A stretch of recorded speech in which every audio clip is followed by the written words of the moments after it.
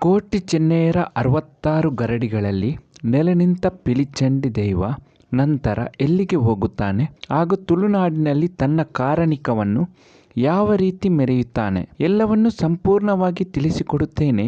ದಯವಿಟ್ಟು ಈ ವಿಡಿಯೋವನ್ನು ಕೊನೆ ತನಕ ನೋಡಿ ಹಾಗೂ ನಿಮ್ಮ ಅನಿಸಿಕೆಗಳನ್ನು ಕಾಮೆಂಟ್ಸ್ ಮೂಲಕ ನಮಗೆ ತಿಳಿಸಿ. ತುಳುನಾಡಿನಲ್ಲಿ ನೆಲೆ ನಿಂತ ಪಿಲಿಚಂಡಿ ದೈವ ತನ್ನ ಆದಿ ಕ್ಷೇತ್ರವಾದ ಬಾನೋಲಿ ನಾಡು ಎನ್ನುವಂತಹ ಊರಿನಲ್ಲಿ ತನ್ನ ಕಾರಣಿಕವನ್ನು ಮೆರೆಯುತ್ತಿದ್ದ ಸಮಯ, ತುಂಬೆಜಾಲಗುತ್ತು ಎನ್ನುವಂತಹ ಊರಿನಲ್ಲಿ ಕಳ್ಳರ ಕಾಟ ಜಾಸ್ತಿ ಆದಾಗ ಕಳ್ಳರನ್ನು ಹಿಡಿಯಲು ಮನುಷ್ಯರಿಂದ ಸಾಧ್ಯವಾಗದಂತಹ ಸಮಯ, ಕಳ್ಳರನ್ನು ಹಿಡಿಯಲು ಒಂದು ಕಾರಣಿಕದ ದೈವ ಕರೆತರಬೇಕೆಂದು ಯೋಚಿಸಿದಾಗ ತುಂಬೆಜಾಲಗುತ್ತಿನ ಗುರಿಕಾರರಾದ ಮಂಜು ಪೂಂಜರಿಗೆ ಬಾನೋಲಿ ನಾಡಿನಲ್ಲಿ ಒಂದು ಕಾರಣಿಕದ ದೈವ ಇದೆ ಎಂದು ಯಾರೋ ತಿಳಿಸುತ್ತಾರೆ. ಬೆಳಗಿನ ಜಾವ ಎದ್ದು ಮಂಜು ಪೂಂಜರು ಬಾನೋಲಿ ನಾಡಿನ ಕಡೆಗೆ ಹೋಗುತ್ತಾರೆ. ಬಾನೋಲಿ ನಾಡು ತಲುಪಿದ ಮಂಜು ಪೂಂಜರು ಅಲ್ಲಿನ ಗುರಿಕಾರರ ಬಳಿ ತನಗೊಂದು ಕಾರಣಿಕದ ದೈವವನ್ನು ಕೊಡು ಎಂದು ಕೇಳಿದಾಗ, ನಿಮಗೆ ಬೇಕಾದ ದೈವವನ್ನು ಕೊಂಡು ಹೋಗಿ ಎಂದಾಗ ಮಂಜು ಪೂಂಜರು ಗುರಿಕಾರನ ಬಳಿ ನೀನು ದಿನಾಲು ಪೂಜೆ ಮಾಡುವಂತಹ ಪಿಲಿಚಂಡಿ ದೈವವನ್ನು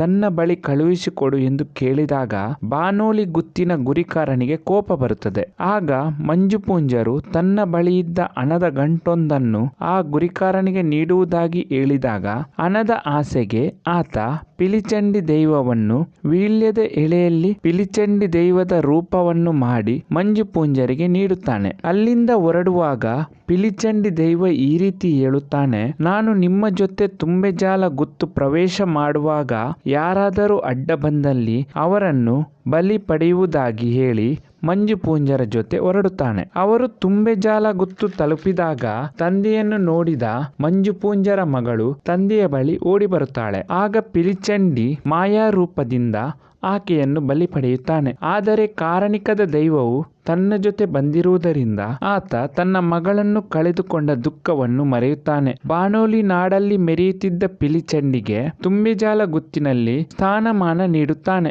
ರಾತ್ರಿ ಕಳೆಯುವುದರ ಒಳಗೆ ಕಳ್ಳರು ರಕ್ತಕಾರಿ ಸಾಯುತ್ತಾರೆ. ಕಳ್ಳರ ಕಾಟ ಕಡಿಮೆ ಮಾಡಿ ಪಿಲಿಚಂಡಿ ದೈವ ತುಂಬೆಜಾಲ ಗುತ್ತಿನ ಕಾರಣಿಕದ ದೈವವಾಗಿ ಮೆರೆಯುತ್ತಾನೆ. ನಂತರದ ದಿನಗಳಲ್ಲಿ ತನಗೆ ಒಂದು ರಾಜ್ಯ ಸಾಕಾಗಲ್ಲ, ಇನ್ನೊಂದು ರಾಜ್ಯ ಬೇಕು ಎಂದು ಯೋಚಿಸಿ ಅಲ್ಲಿಂದ ಹೊರಟ ಪಿಲಿಚಂಡಿ ಪೆರಾರ ಎನ್ನುವಂತಹ ಒಂದು ಊರು ತಲುಪುತ್ತಾನೆ. ಅಲ್ಲಿ ಬಲಾಂಡಿ ಎನ್ನುವಂತಹ ದೈವ ಎಲ್ಲಾ ದೈವಗಳನ್ನು ತನ್ನ ಮಾಯಾ ಶಕ್ತಿಯಿಂದ ಸೋಲಿಸಿ ತಾನೊಬ್ಬ ಪ್ರಬಲ ಎಂದು ಅಹಂಕಾರದಲ್ಲಿ ಮೆರೆಯುತ್ತಿದ್ದ. ಪಿಲಿಚಂಡಿ ಅಲ್ಲಿಗೆ ಪ್ರವೇಶ ಮಾಡಿ ಬಲಾಂಡಿಗೆ ಆಹಾರ ತರಲು ಹೋದ ಸೇಮಿತ ಎನ್ನುವವರನ್ನು ಮಾಯದಲ್ಲಿ ಬಂದು ಬಲಿ ತೆಗೆದುಕೊಳ್ಳುತ್ತಾನೆ. ಈ ವಿಚಾರ ಬಲಾಂಡಿಗೆ ತಿಳಿದು ಪಿಲಿಚಂಡಿ ಹಾಗೂ ಬಲಾಂಡಿಯ ನಡುವೆ ವಾಗ್ವಾದ ನಡೆಯುತ್ತದೆ. ಪಿಲಿಚಂಡಿ ಅಲ್ಲಿ ತನಗೊಂದು ಜಾಗ ಬೇಕೆಂದು ಕೇಳಿದಾಗ ಬಲಾಂಡಿ ನಿರಾಕರಿಸುತ್ತಾನೆ. ತಾನು ಹೇಗಾದರೂ ಮಾಡಿ ಅಲ್ಲಿ ಸ್ಥಾನಮಾನ ಪಡೆಯುವುದಾಗಿ ಪಿಲಿಚಂಡಿ ಸವಾಲು ಹಾಕಿದಾಗ ಆಗ ಬಲಾಂಡಿ ಒಂದು ಷರತ್ತು ಹಾಕುತ್ತಾನೆ. ತಾನು ನೀಡಿದ ಎಲ್ಲಾ ಸವಾಲುಗಳನ್ನು ಎದುರಿಸಿದ್ದಲ್ಲಿ ಪಿಲಿಚಂಡಿಗೆ ಸ್ಥಾನಮಾನ ನೀಡುವುದಾಗಿ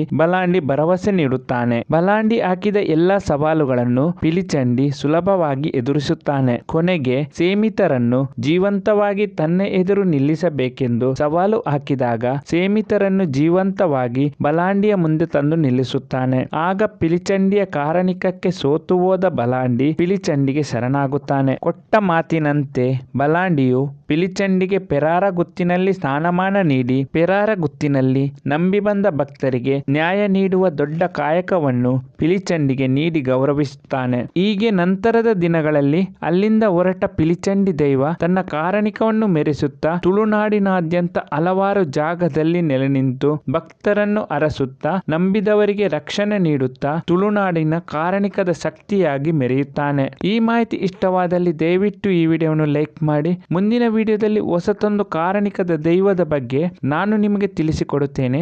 ಎಲ್ಲಾ ವೀಕ್ಷಕರಿಗೂ ಧನ್ಯವಾದಗಳು.